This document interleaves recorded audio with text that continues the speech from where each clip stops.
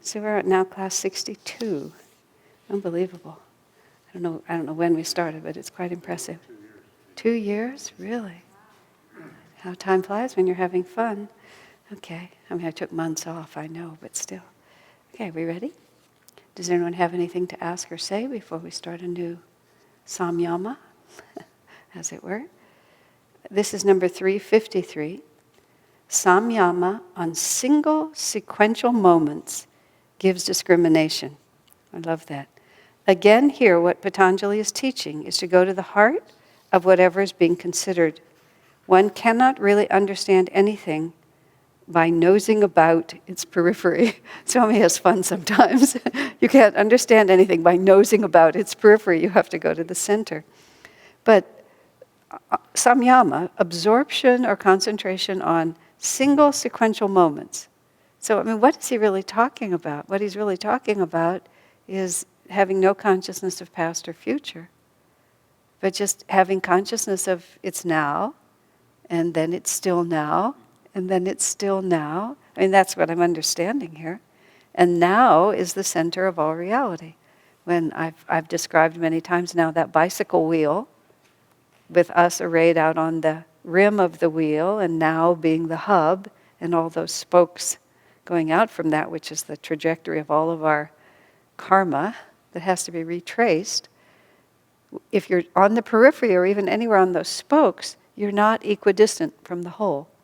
You're more committed to some aspect of it than you are to the whole. But when you stand in the center, everywhere that you turn, you're looking at the same reality or the same distance from every piece of the rim, every aspect, every spoke, everything. You're in exact, equal, perceivable relationship to all of it. It's a little bit of what I was saying on Sunday. I think it was this Sunday about, or maybe it was the Sunday before, about the Master not casting any shadow, and understanding it from the whispers. I mean, there's that statement that an avatar casts no shadow, and in the whispers thing, it talked about because when the light emanates from within you, then the light is equally shining everywhere. When you are separate from the light and the light shines on you, there's always going to be a point where your presence is blocking the light.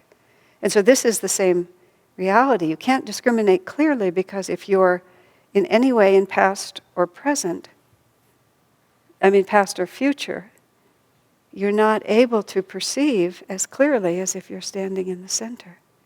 So, the whole issue of time, which is a fascinating and extremely difficult concept to understand, is one of those, part of those realities. Master said, let's see, because we experience things as happening one after the other, it gives us the impression that one thing causes another, is how he put it.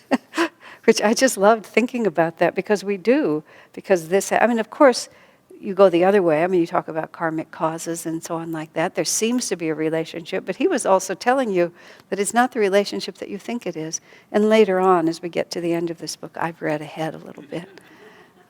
It really starts talking about how in Nirvikalpa Samadhi, you completely relinquish any identification with all of the experiences you had, because if there's no ego at the center, they look different than they look when you're looking at them with ego from the center. So our relationship to time is also because we're attached to something that is bound by time. The physical body is bound by time. It's affected by time. So as long as we live in it, we experience. How do we tell that time has passed? Think about how people tell time has passed by their children, don't they? I saw on Facebook a picture of your son and his mother and his daughter. And there's Adrian looking like, almost like a middle-aged man. How did that happen? Adrian was just a little kid. Adrian was just this darling little 2-year-old. This beautiful face. What happened? But you look at him now and you say, oh, time has passed. That's how you can tell. We don't see it once our bodies reach full size. We don't see it quite as clearly. We notice every once in a while, but children are just stunning in that. And it's that relation to the body that really gives us that real sense of time. It's a material phenomenon. But if you've moved out of the body, if you've moved out of time into that center, then you can really tell what's happening. That's why he says it gives discrimination. You can discriminate reality from delusion. Fascinating, isn't it? Yes, go ahead. Lahiri said you're born every moment. He said you're born every... Lahiri said you're born every moment? Huh. Well, that would be a way to say it. Take the Lahiri, I can repeat it. Lahiri says that you're born every moment is what is being spoken. And let's think about that. Well, here's the word, ever new. And if you actually think about it, everything is different now.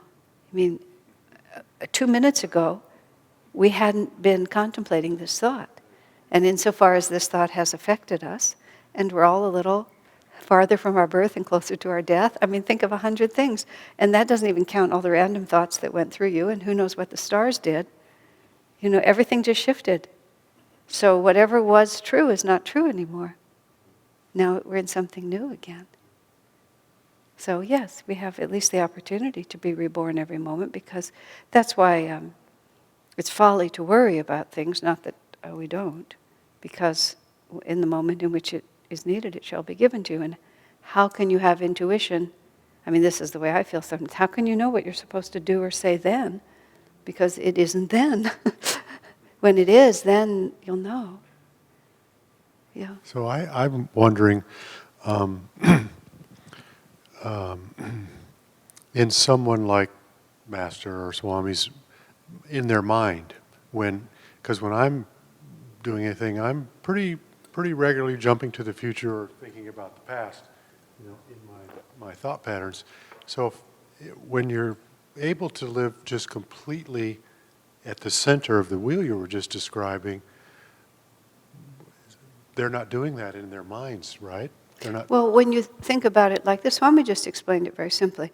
Look at Swamiji's, prodigious creativity and his capacity to accomplish so much in so many different fields, just stunningly. And his word for it, his explanation was many, but one of them was really simple: concentration. And just think about that. What is concentration? Concentration is, I'm not doing anything but this. And when I'm doing this, I'm doing it 100%. So no, there is no past, there is no future, there is no wandering around. Every bit of energy that I have is right in this. And that's why he could just be such an enormous channel, because there wasn't any energy that was pre-committed in all these other directions. And discrimination, he knew exactly what to say, what to write, what note to put, what answer to give, whatever it might be, because he was concentrated completely. He was lost in what he was doing. Ramurti wanted it before. Well, go ahead. Were you trying to get it for someone else, Ramurti? No. This competition? Yeah. Okay. I wonder if there's some other, just this idea that delusion and reality become so clear. Right. That, and I'm just trying to get a sense, there must be some quality, I mean, aside from the level of perception, of course, which is so deep, but they must have a qualitative difference that one perceives. And now I'm just wildly guessing, but I don't think there's a sense of, that's delusion and this is clarity. I think one is just living, and one is just seeing what is. Well, I'll use as an example. See, I've often said that sometimes I thought that Swamiji had a really good attitude or was very disciplined, and then I realized later that he simply had a different state of consciousness. So where I thought he was sorting things out in some way, there were no things to sort out. He just was following a different track entirely. That was the issue of him commenting that he didn't know what color people's eyes were, because he never looked at their eyes, he looked into them and through them to the spirit behind it. So it wasn't a question of him saying, well, that's the physical body and that's the spirit. He would just look at an individual and he would see their vibration. And when you go up to a more subtle level, from a more subtle level, you can relate all the way out to the more gross level.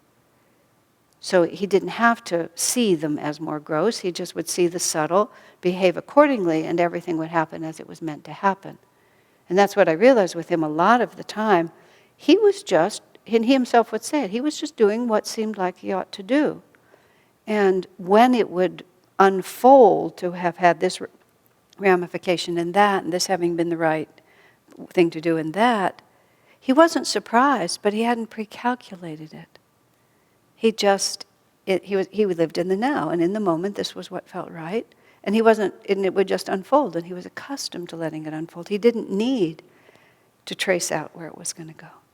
So that would be center everywhere, circumference Yes, nowhere. in a sense, exactly. And no need to, not being distracted by the color of people's eyes because the center is so much deeper. Right, and he'd seen their eyes in many different colors, in many different incarnations, and that was really the other side of it too, is that he said when he would meet someone after a separation, and I knew when he said that he meant a few years or a few incarnations, because he would travel, like go to a country he hadn't been in a while, and he'd see someone he maybe hadn't seen in 2 years or something. There's a story in my book about Chidambar in that exact way, where he would say, at first I may not recognize them, but then their eyes come into focus. That was the phrase he used.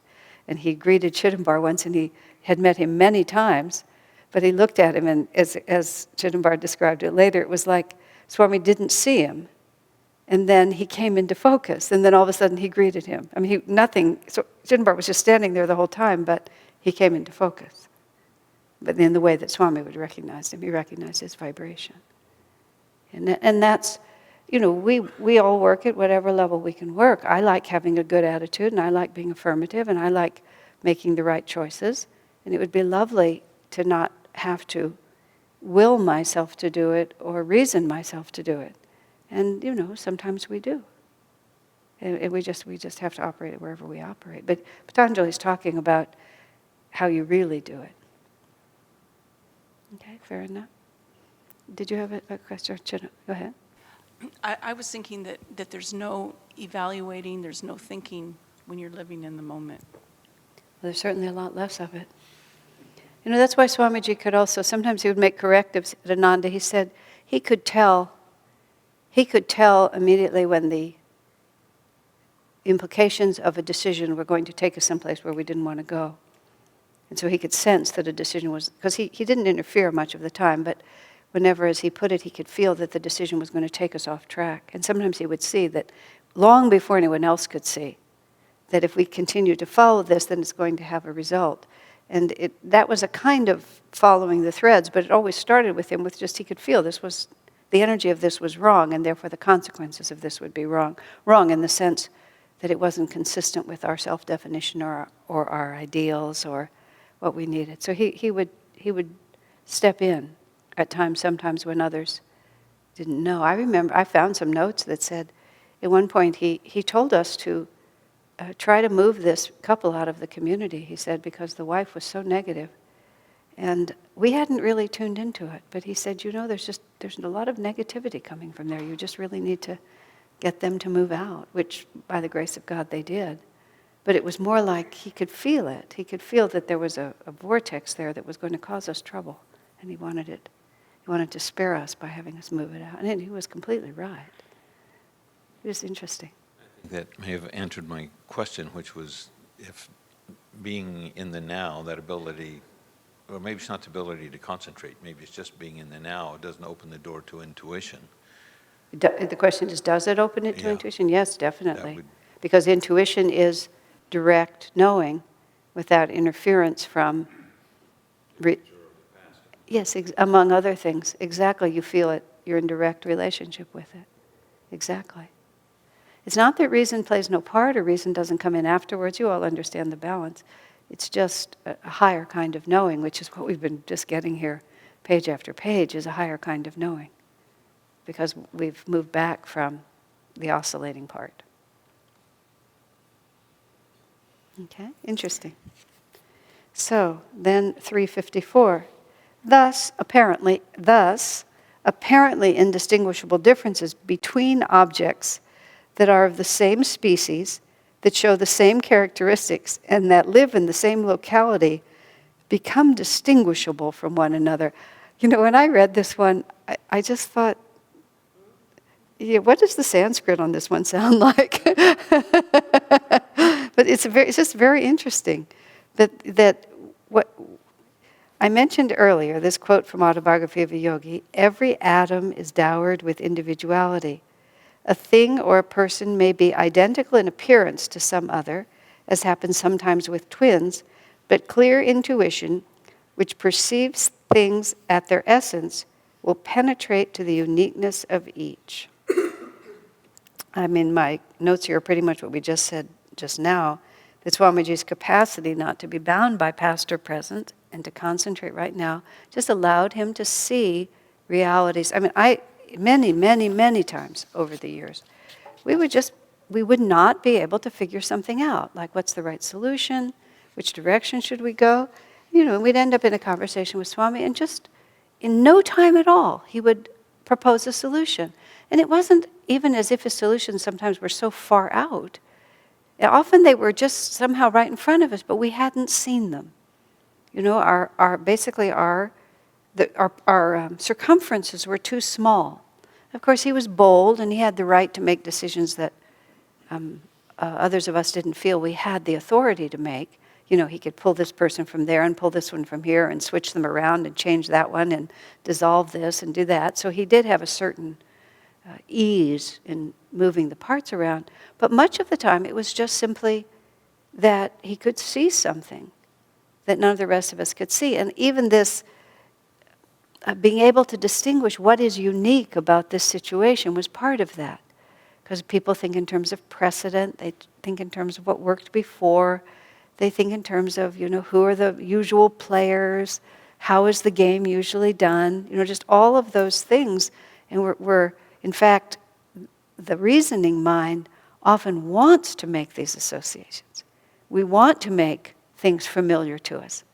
So we try to see them in terms that we already know, instead of trying to see them in a completely fresh and unusual way that tends to make us very insecure.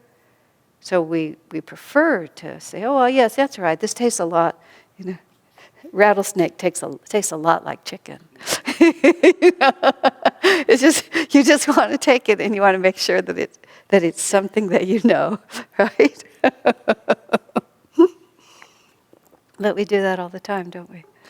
Yeah.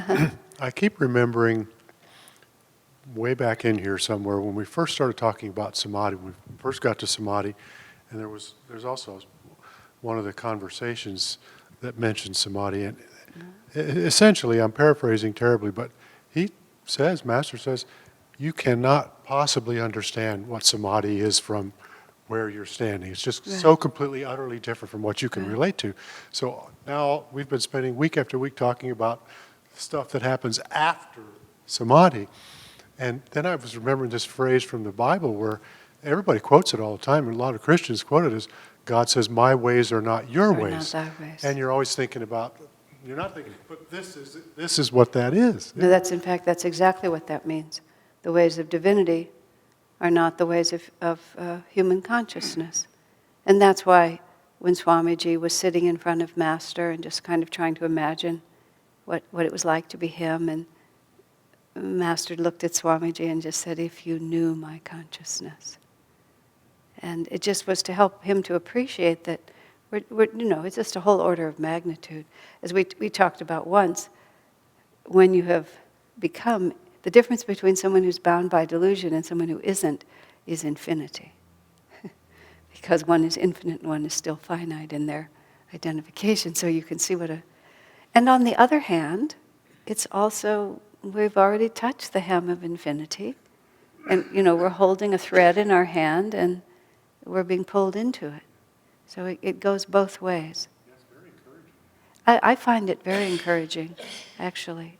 I find it encouraging for a very simple reason that some of us were discussing this morning.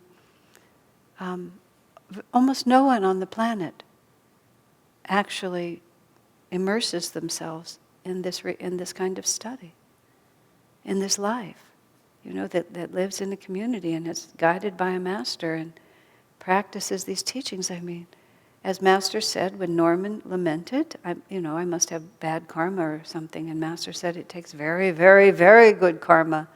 And really, that's the truth. And whatever we have left in terms of what we don't know, which is, whatever, we've had that discussion several times. It's just really literally as nothing compared to what we have already done, because look where we're standing. And so even if the time and distance to be traversed is great, we've gotten a hold of the road to freedom. And so if we just put one foot in front of the other, for however many more footsteps it is, we're there. I mean, it's cause for great rejoicing. Whatever momentary dismay one may have over that annoying list of faults, and there's some encouraging sutras coming up, because I've read ahead in the book. Nonetheless, they're really microscopic compared to the good karma that's there, that's propelling us forward at this point. We have a hold of the garment. We have a hold of the hem of the Lord, and we're not letting go. My picture is usually the ankle. You maybe you're a little higher up, you've got the hem, but the hem, hems tear. I like the ankle. Just hold on to the ankle, and then, no matter what, you just hold on.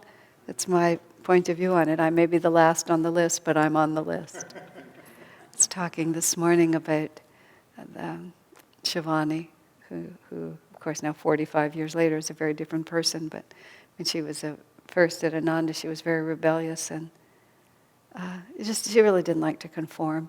And every so often Ananda's self-definition would clarify, and kind of the bottom would raise up a little bit. Shivani always joked that she always got in just before the gate closed. For a few times there, just before she would have been disqualified, she made it one more step until she figured out what she was really doing. I mean, that's not true at all, because she was magnificent from the start, but she was very independent-minded. That's all right. As Master said, I attract stubborn people. Yeah. All right. Shall we move on? Okay, this is Sutra number 355.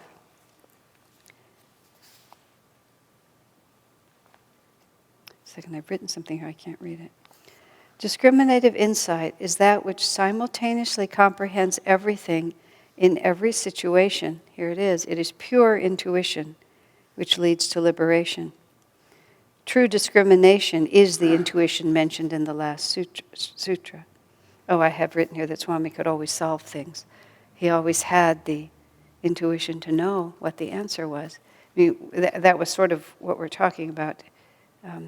Discriminative insight is that which simultaneously comprehends everything in every situation. Isn't that interesting? But you see, if you keep with that image of the center of the wheel. When we're on the edge of the wheel, you're having to look around. But if you're standing at the center of the wheel, you think of your consciousness extending out in all directions, very much like the light being inside the avatar and extending in all directions. You're simultaneously everywhere. Remember that wonderful story of Dr. Ritchie talking about life after death, and his going into the room with Jesus after he died of the flu. And he was in this room with Jesus, and there was a 365-degree movie of his whole life, from when he was conceived literally to the present moment. And he described how it was all happening at the same time.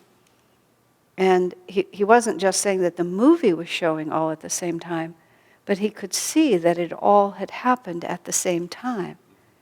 I mean, he was like standing in the, you might say, in the hub of the wheel, the center of the wheel, and it was all happening, past, present, and future was going on around him. He was standing with Jesus in this experience. And he could see it was all happening at the same time. And he could see also, which was annoying to him, he kept trying to get Jesus to excuse his mean-spirited small-mindedness because he was young, because he was only 21 or 22 at this moment when he died. And Jesus was having none of it, You were as responsible for your consciousness when you were a child as you are now. There was no such thing as being a child. He was trying to point Jesus in a slightly different direction, Right. to ignore some of the things around that. So Right, but it was also, what was so interesting, he kept trying to justify himself on the fact that he was young. And Jesus just, you're not young. I mean, because everything is happening at the same time. Your body's young, but consciousness isn't. Ramurti? Thinking about that scene in the time you'd been talking about these last couple sutras, and it just made it simpler to me to understand how a master can just read you like a book. I mean, he can just, figuratively turn his head and see any part of what you've ever done while you're doing it. Yeah. While you're doing it. Yeah, exactly. That's the amazing thing. Yeah. And then we don't listen well. You mean we don't listen to them when they speak to us? Or? That's exactly, yeah. Yeah, well, we can't hear because we have a lot of noise going on in our minds. There was a woman who used to ask Swamiji a lot of questions. And Swamiji commented once, he said, the difficulty with her is that she asked me a question, and while I'm answering her, she's formulating her next one. And she never actually hears the answer. She's so busy with her questions. And that's exactly what's happening with us. We're praying, but we're so busy in the next moment anticipating God's response or being anxious about what it might be. Or Swami talked about his cousin, whose child, I believe, was born in some state of distress, whatever the baby's problem was. The baby recovered, but the cousin spoke to Swamiji about just, even in such a moment, she said, I found that I couldn't hold my mind on my prayers. I found it wandering to things like, what are we going to have for dinner? And she was saying, she was weeping while she was saying that. Even in such a moment, I just didn't have mastery over myself. And I found my energy going in all directions. And that is true. That's why he gave us the energization exercises, seriously. And that's why the energization exercises are to a very large extent the backbone of what we do. Because what you're getting mastery over your energy.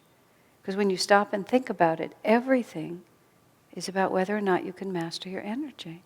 Because concentration is nothing but energy mastery. And so the energization exercises, done correctly, really teach us to master our own energy. And if you can, and it's a more accessible practice than some, because you have your physical body, which is we're more used to using it. But it's people don't always see what you have in that. Swamiji made several other comments about it. It is Master's original contribution to the practice of yoga. He created those. That's not the yoga postures Swamiji made a new iteration of. Kriya Yoga is ancient, and Master amended it in certain ways to make it accessible to the American and Western mind, but he didn't. But the energization was his original contribution.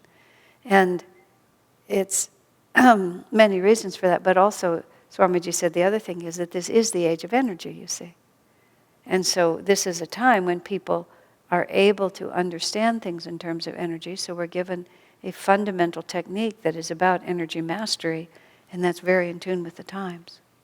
You couldn't have taught that in Kali Yuga because people wouldn't have understood it in the same mass way. And so for many, many reasons, it's really an important technique for us.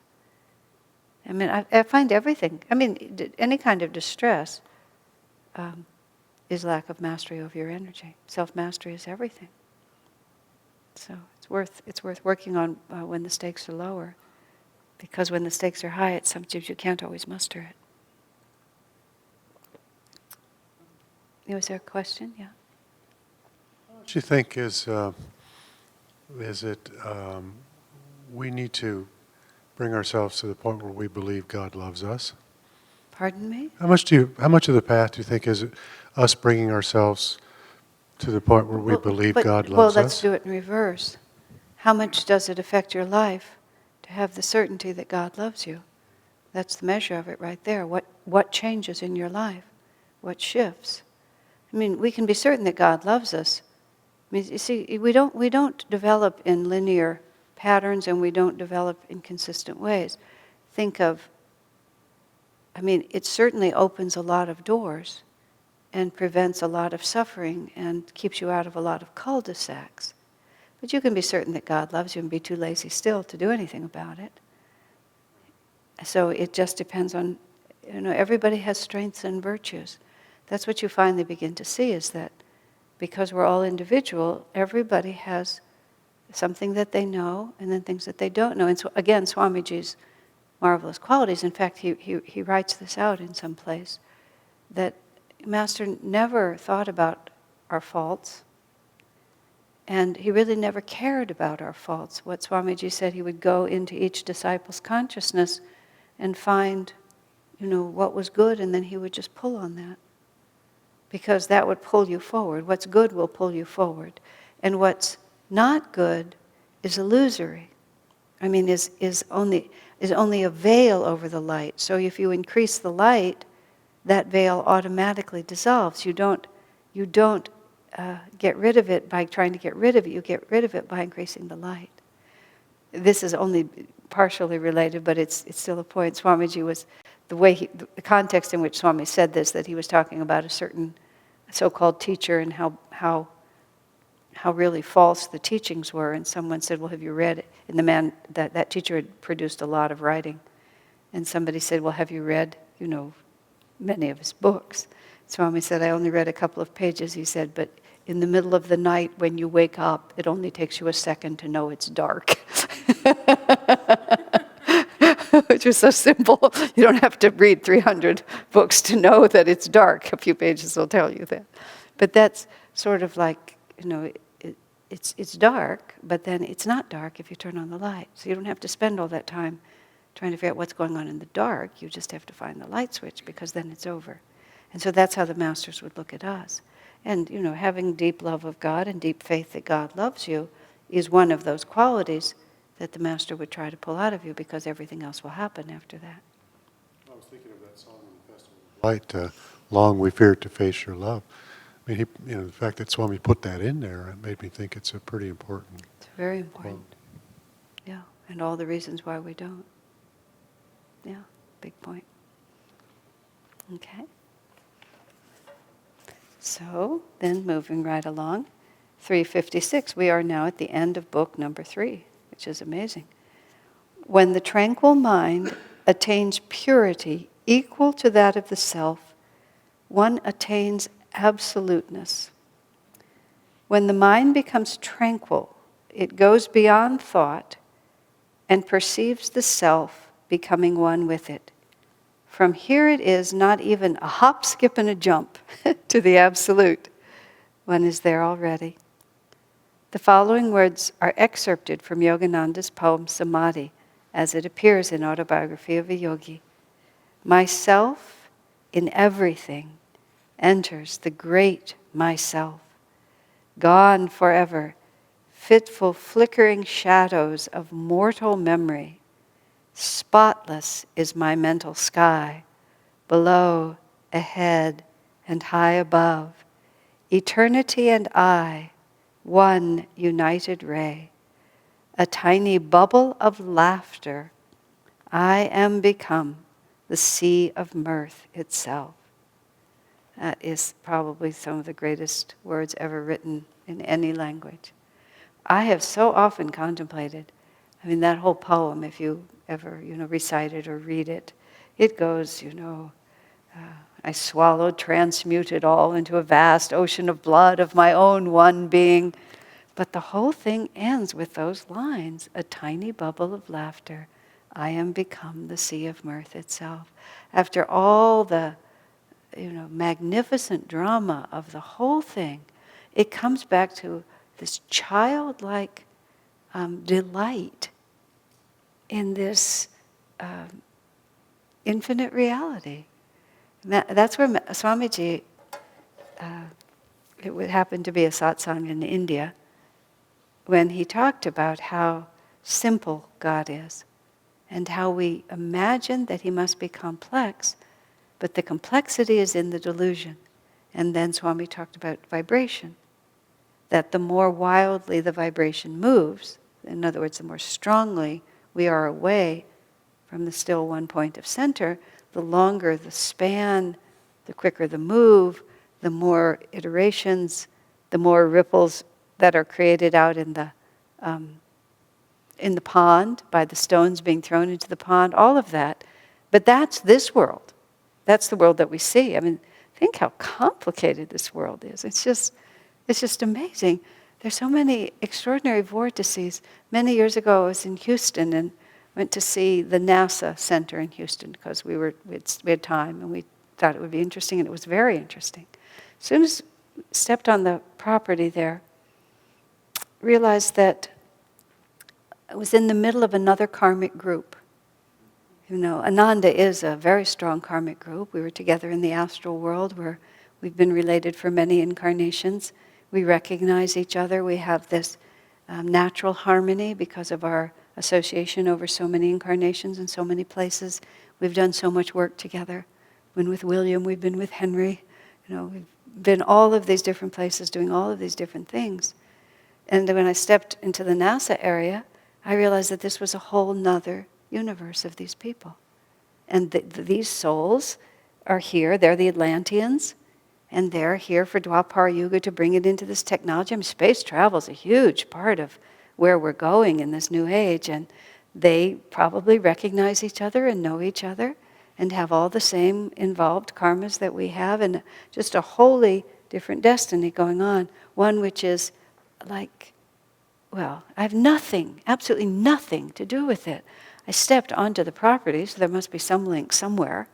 And I looked at all their little exhibits and found them absolutely fascinating. But, you know, like nothing. But for the people there, that's their whole universe. I mean, that's tiny. We're just talking one part of one planet.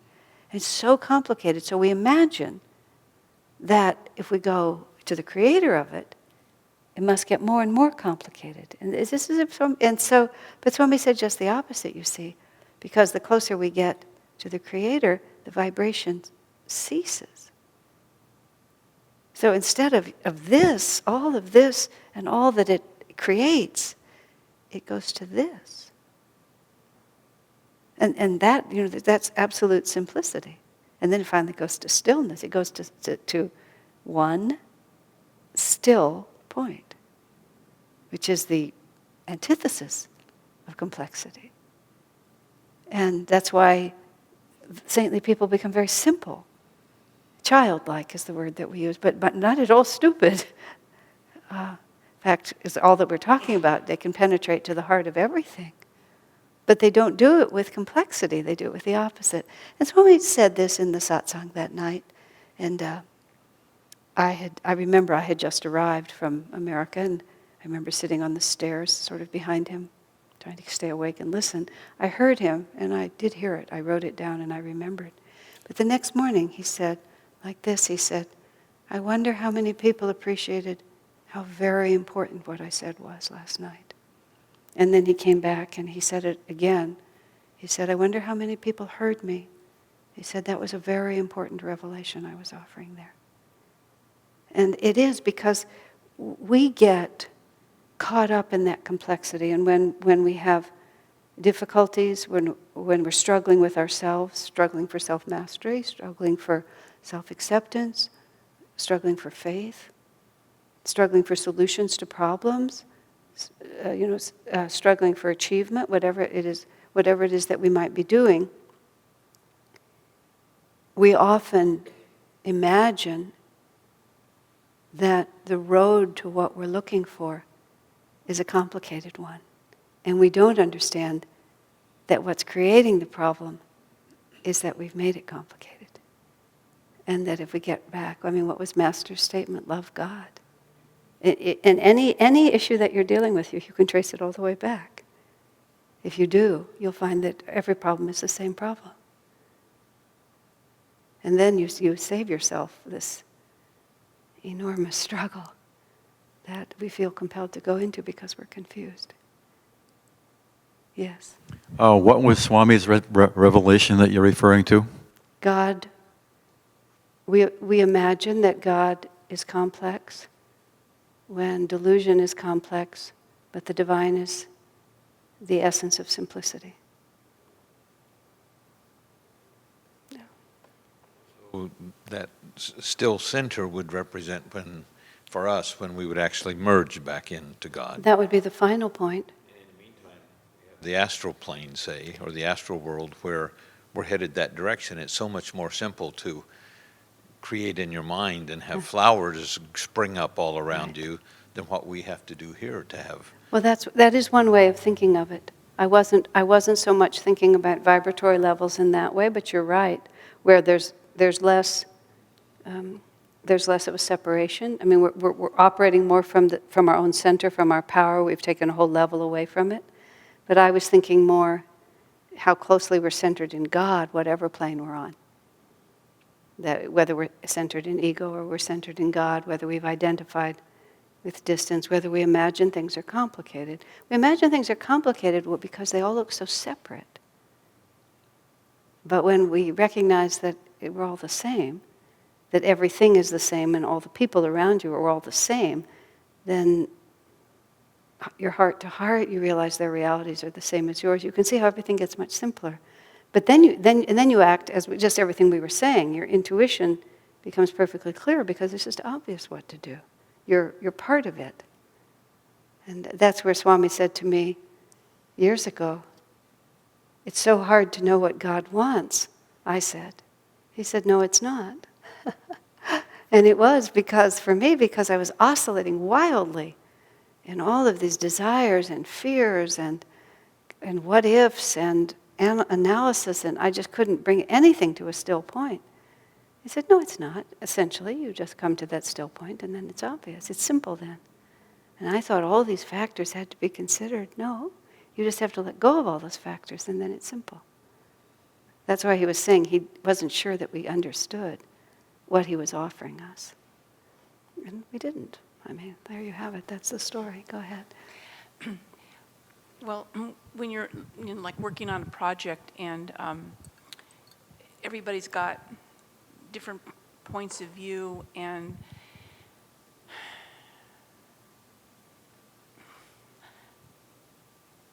it all seems so complicated, but it's just because everybody's somewhere else. They're not,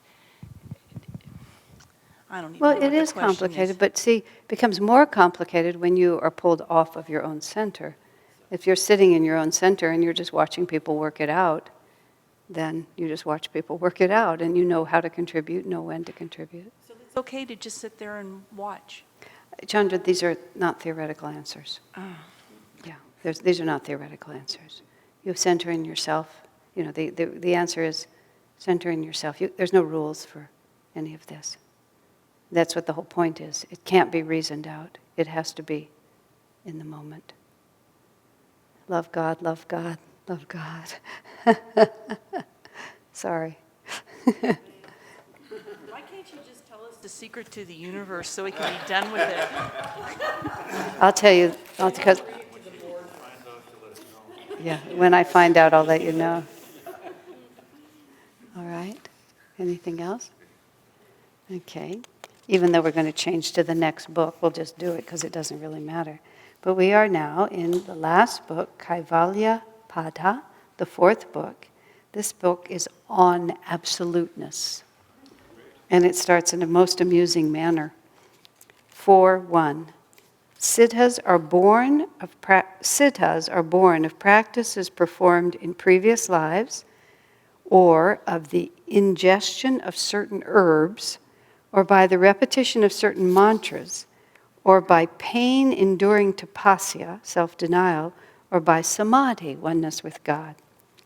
Now, Swami's commentary is so delightful. Now why, in the last book of this great scripture, are we back again on this subject, he says. It's exasperating. I can only think that these issues in Patanjali's day must have been important. That's interesting. And he actually says much later on that he thinks somebody else just, did someone introduce this into Patanjali? He says, I am willing to think so. He just sort of, he's bold enough to say, this doesn't make sense. And Swami's comments sometimes about the Bible the same way. He says, there's a lot of things that were just stuck in there. And he talks about in the scriptures and in the stories of India, he talks about, especially when it was an oral tradition, he said a storyteller who gets a good reaction from a certain line is going to be inclined to embellish it the next time. And pretty soon it just starts going and things get a life of their own because there's human instruments in all of this, especially these very ancient things, you may have started with a pure revelation, but many, many hands have scribed it since that time. And it doesn't pay to be too presumptuous about rejecting certain things. But when certain things don't make sense, it's at least worthwhile to consider the fact that maybe it doesn't make sense and I don't have to make sense out of it. I could just leave it. Either it will come clear to me later, or Swami has the right to say this is exasperating. So I think before we really go into this one, let's just take a short break and then we'll come back and then do this one. Okay.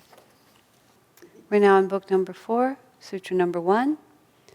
And what Swami is objecting to here is that it says that you can have siddhis from the ingestion of certain herbs. So he spends most of his commentary saying that's baloney.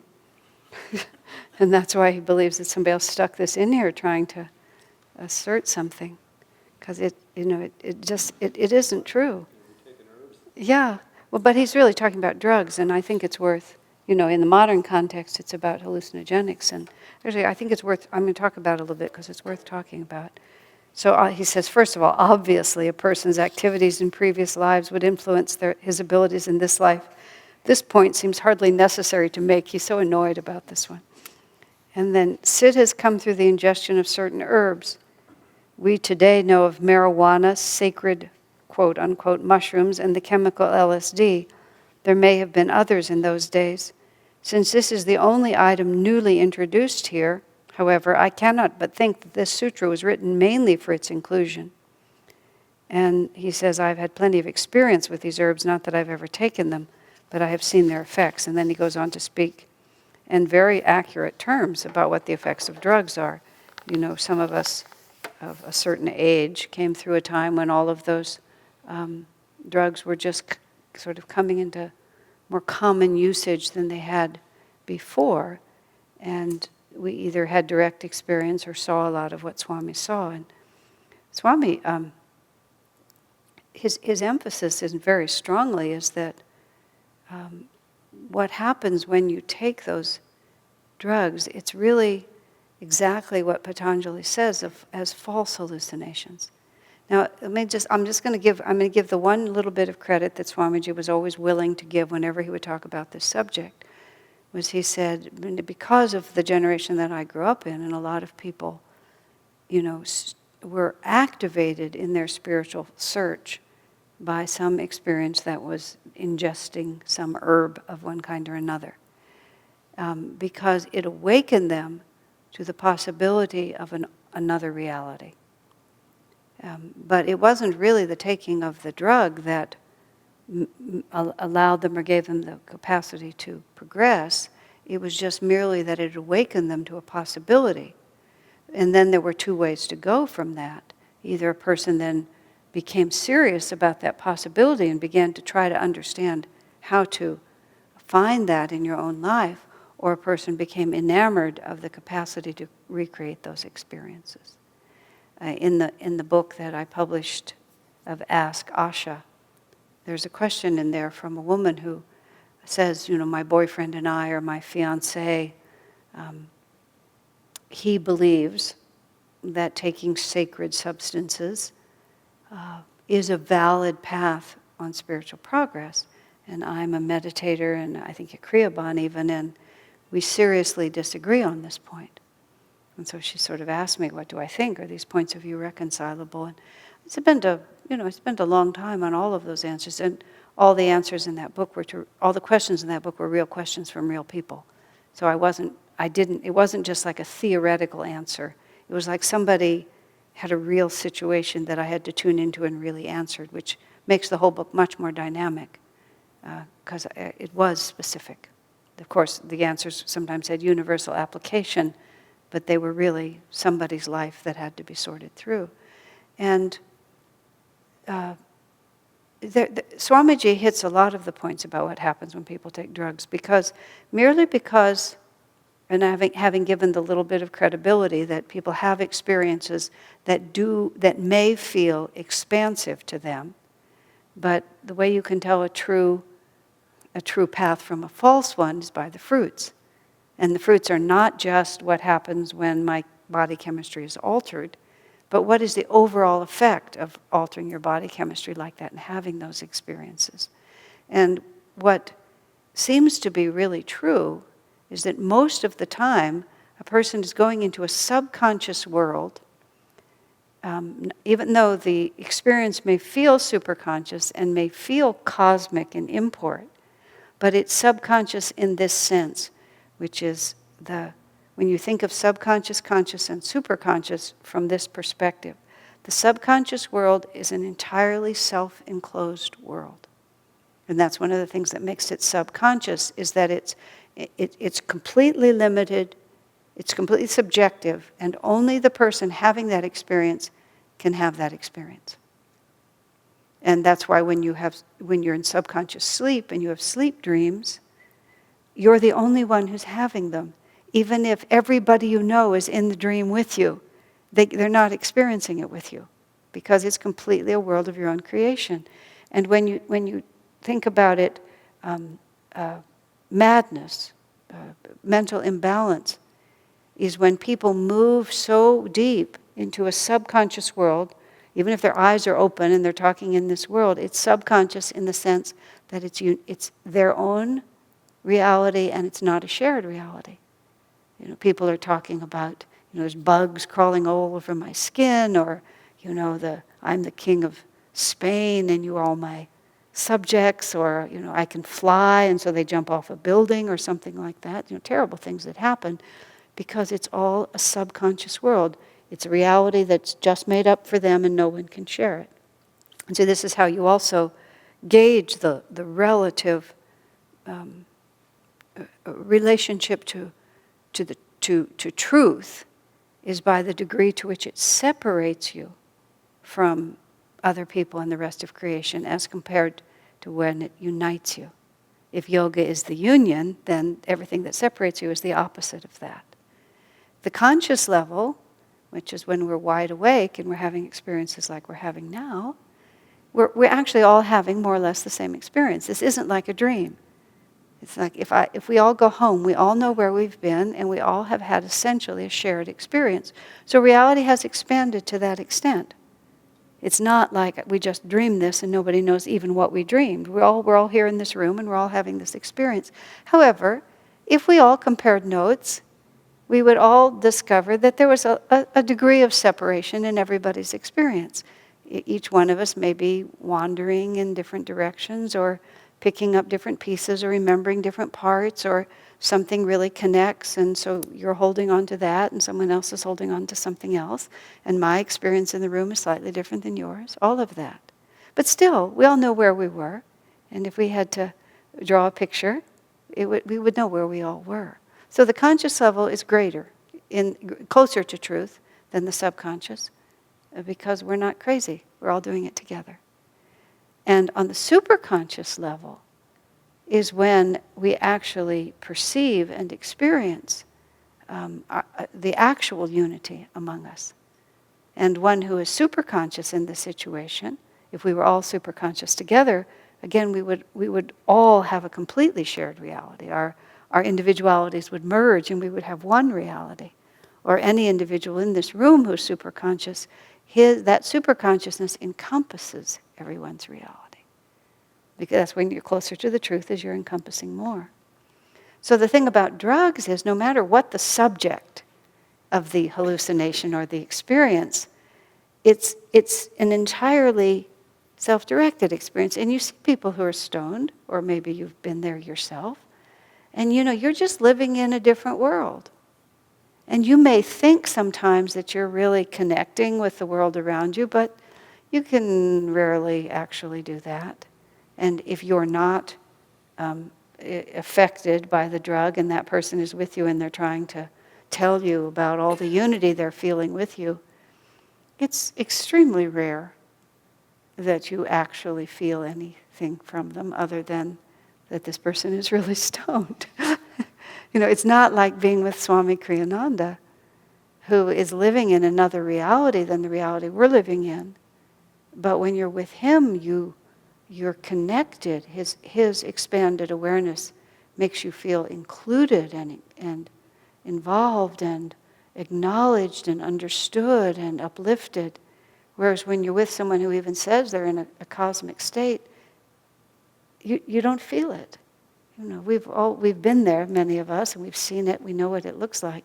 That's what Swami talks about, because he never took drugs, but he's been in places where people were, and he just could see. In fact, he goes so far as to say he's felt a satanic force in such places, because people were vacating their responsibility for their own minds. And when you vacate responsibility for your own mind, you open yourself to dark astral entities. So, you know, really, I mean, very bad things can happen to people. People don't know what they're messing around with. Now, that's, you know, the mechanics of it.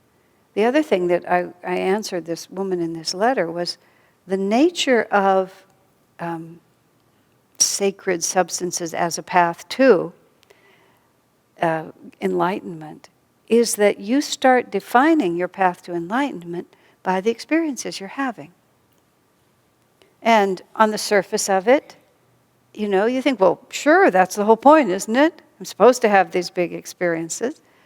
But that isn't the point of it. And this Patanjali also, the whole Patanjali is describing it here. If you are self-controlled, if you do tapasya, if you practice the yamas and the niyamas, if you have broken your ego identity, then the natural result of those experiences is that your consciousness expands. It doesn't say that progress on the spiritual path is that I had this experience and this experience and this experience and this experience. No, progress on the spiritual path is when you begin to transcend the ego. That's progress on the spiritual path. But when you're trying to follow a so-called spiritual path, which is just a question of, I'm going to take this drug and have this experience and get this vision and so on, what is your thought? What I can get? What I can get? What can I get? What can I get? What can I get? Whereas true spiritual growth is, what can I give? How can I serve? How can I give to God? How can I love God more? And so I wrote to this woman, I said, this is a symbol. You know, if you're trying to follow this path together, do you really want to make your partner someone who thinks about his life in terms of what he can get? When you, as a true devotee, want to think of your life in terms of what you can give.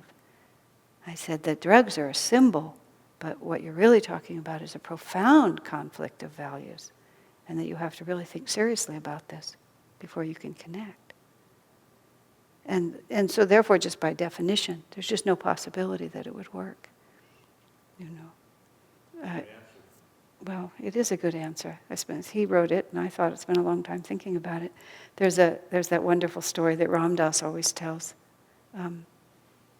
Richard Alpert, when he first went to see Neem Karoli Baba, and he, of course, was the father of the whole LSD thing. And Neem Karoli Baba took an entire handful of high-grade LSD, which Richard Alpert had taken all the way to India, and he swallowed the whole handful.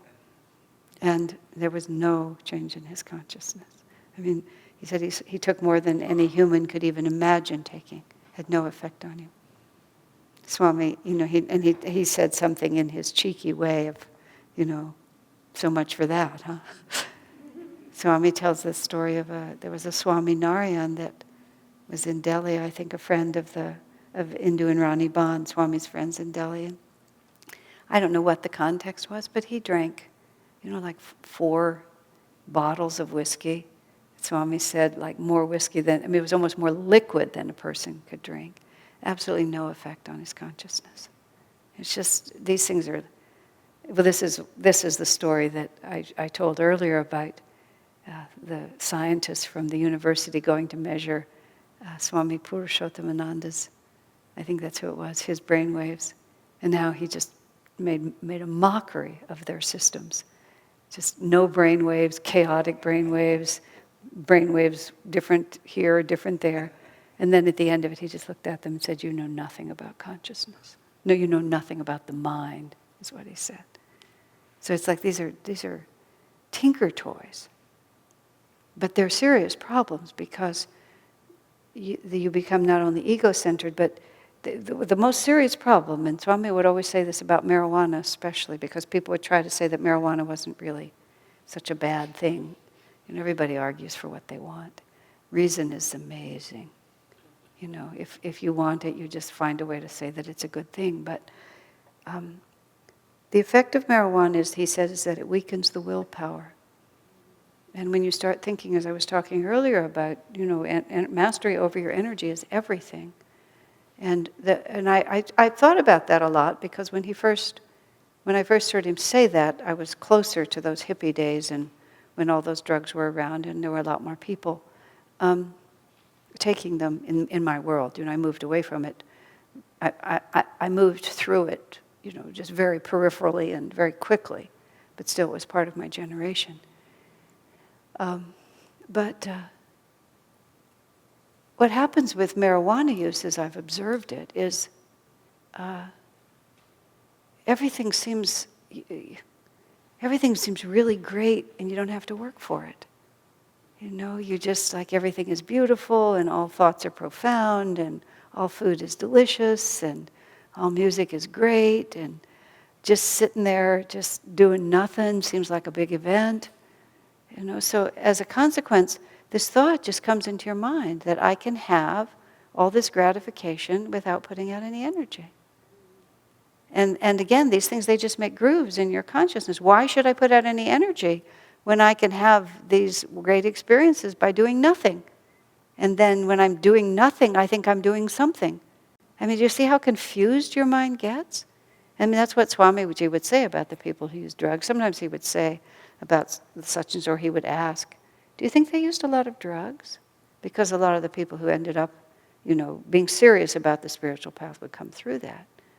And sometimes we would know that, yeah, that person took drugs for longer than they should have, and it just left all these confused impressions in their minds. And these are things, they're not just things that you can think about, because they're things that just impress, you know, they impress you. And they become a habit. And who knows how many lifetimes you've been following these habits too. And so we, you know, he would watch people come out of it. But sometimes it really was the explanation, and he would just look at it, oh yeah, their mind's confused by having taken those drugs. It's going to take time to shake it off. You have to shake the illusion off. Master actually is very strong about these things. You know, he doesn't have this casual, oh, let young people experiment attitude. He says, just speaking about alcohol, he said you should never even take one sip, ever. He said, because you don't know what samskars you have.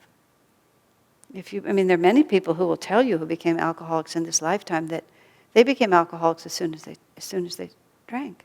You know, there was no transition point. And you just don't know what your samskars are. These are serious things to play with. It's not like it just doesn't matter. It's like it affects us. Now, if you have it in your past, also everything is changed by meditation. Somebody sent me an article of scientific research recently that I didn't read it all, but the essence of it was that meditation changes your DNA. You know, that's what they're discovering, which is to say consciousness is the power that affects everything. Change your consciousness and all these material things will just shift to meet you. Your body is ruled by your consciousness. Your consciousness, you may not be able to transcend the physical influence at all times, but the power is in your consciousness. It's not in your body. The greater power. But of course you have to access that power. But wow, you don't want to monkey with that. You know, my hippie days were short because I didn't like it. It just like, you know, I didn't like drinking, I didn't like drugs because, wow, I didn't want to monkey with my mind. I really liked my mind. And I did not enjoy when it got muddled up. Whoa, this was not fun. It was freaky. So, no, not for me. But everybody's different. Some people, and I can understand this, wow, relief from my mind. And that I can understand. But don't think it doesn't matter. That's all I'm saying. And when people are trying to persuade you that it's all the same, it isn't. So, did somebody have a microphone or a comment? Okay.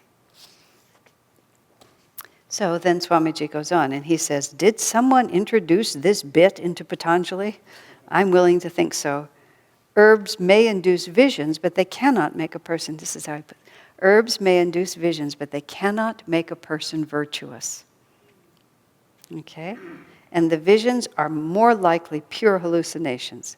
At least I never heard the slightest hint of wisdom coming from people who took those herbs. And that's just, there it is, you know. And we, you know, our neighbors up in Nevada City are largely, up in our Ananda village, there's a lot of our neighbors are way, way into this culture, the medical marijuana scene now. Yeah. But you see them, and they're not shiny-eyed, they're not dynamic willpower, they're not uplifting. That the fruit, you just look at the fruit. I mean, they're nice people as a group. You know, they're nicer than some. But that doesn't mean they're on a valid spiritual path. It just means they're having a holiday. Long holiday. Well, we take incarnations that are holidays. When Swami went to Hawaii, he said, Hawaii before the missionaries came and brought disease and put them in muumuus and all of that. He said, incarnating in Hawaii was like not quite coming out of the astral world. You didn't have to work.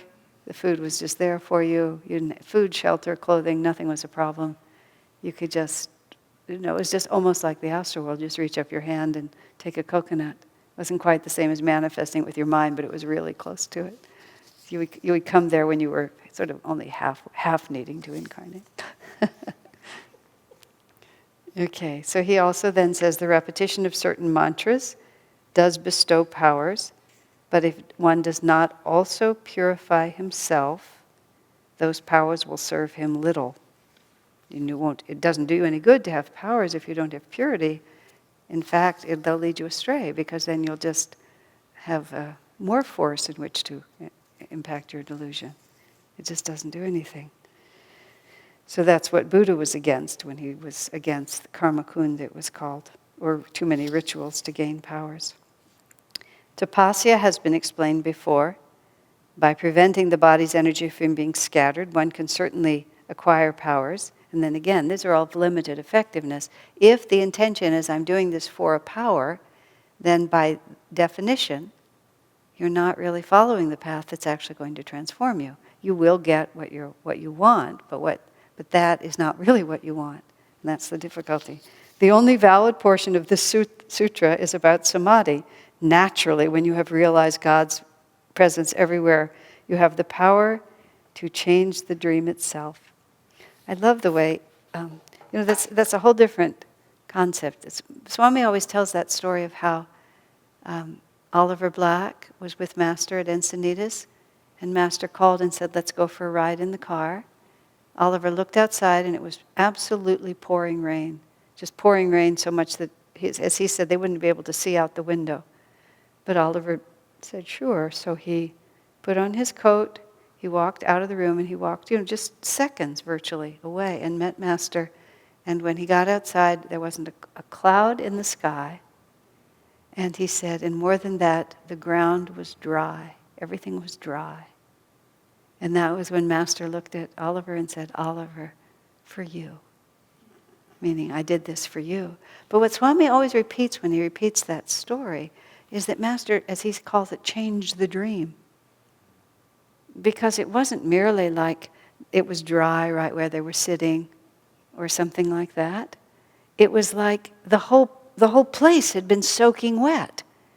And then all of a sudden it wasn't soaking wet. It had been a rainstorm, and then it wasn't. All of reality, Master had just shifted, just very casually, just shifted all of reality. I mean, it's quite, and did it so easily, and did it in time that you couldn't even measure. He didn't get the sun really hot and dry out the ground or anything. It was raining and it wasn't. And Swami visited Satya Sai Baba, and Satya Sai Baba was known for manifesting things. He would just, it wasn't there and then it was. And Swamiji talked about, he refused to comment on whether or not it was a good or a bad thing for Satya Sai Baba to do that. Everybody had lots of opinions. He said he did it almost like a child. It wasn't there and then it was there. Just change the dream. Just have the power to just, there's nothing in my hand, and now there's something in my hand, and no. He said there was no big mumbo jumbo and, see, my hands are empty, see, my sleeves are up, nothing like that. It was just like here. And it was taken from nowhere. It just was in his hand when he opened it. And it just, amazing, huh? Yes. Perhaps not worth saying, but it's brief. He didn't just change Oliver's dream, he changed everybody's dream, I'm sure. Yeah. Yeah. That was the distinguishing characteristic that Swami made about that, was that just everybody was living in this dream of God's in which it had been raining. And then all of a sudden everybody was living in the dream that Master had created in which it had never rained. And there never was a dream of being in The previous dream was just gone, never happened. Who knows? Yeah. It's just, and this is not quite the same, but when Master had Durga Mata repeat the mantra and pound on the porch with her shoe to stop this fierce wind that had just come up suddenly, and Master said was accumulated karma from the Second World War that had just created this evil wind, literally. And he had her stop it. She stopped this evil wind. There's a story in Mukunda in Mejda, the book about Mejda, of Master's father needing to go to some other city, and it was raining and there were all these floods and he couldn't travel. And then Mukunda sat and put toy folded newspaper boats onto the puddles for half an hour, and then all the waters receded and the storm stopped. We just have no idea. But all these forces are interrelated. It seems miraculous because we can't see it. But they're all interrelated. People just know, if you know what the relationships are, then you just move the energy, either instantaneously, as he did for Oliver, or by means of these mantras or boats or whatever it was that Master was doing. Master pulling the kite, pulling the kite to him. Amazing. Okay. Oliver is able to remember both dreams, to tell us about it. Well, probably everybody was standing there could. Yeah, I don't know. That's interesting. Yeah, Oliver knew that both dreams happened. It was raining and then it wasn't. Huh. Just for you, Oliver. Yes. This 4-1 just seems so way out of the ballpark. Do you think that maybe the words were not translated properly? I mean, like, it could be cities are born with practices performed in previous lives. The ingestion of certain herbs, or the repetition of certain mantras, or the pain, blah, blah, blah, blah. It Swami, just seems so silly. I don't have any, I would have absolutely no way of knowing, so Swami's explanation is it was just stuck in here. And it was stuck in here to justify the herbs. It's like describing that people could be born in their It's not up to snuff. It's not up to Patanjali's previous standard. It's not what we expect of the man. And so that's why Swami just says, I think there's something fishy about this. And Swami comments at various points in the New Testament too, that that certain verses seem a little self-serving to him. And he just doesn't trust that they weren't just stuck in there. With all due respect, have you ever compared the first to the 13th edition of Autobiography of a Yogi? Yeah, so things happen. People think that they're doing the right thing even when they're not. Okay, enough for tonight? Very good. See you next week. In 3 more classes we will definitely finish. And if we finish before then, we'll have a little party or something. I don't know what we'll do. Excuse me, we went from 353 through 4:1.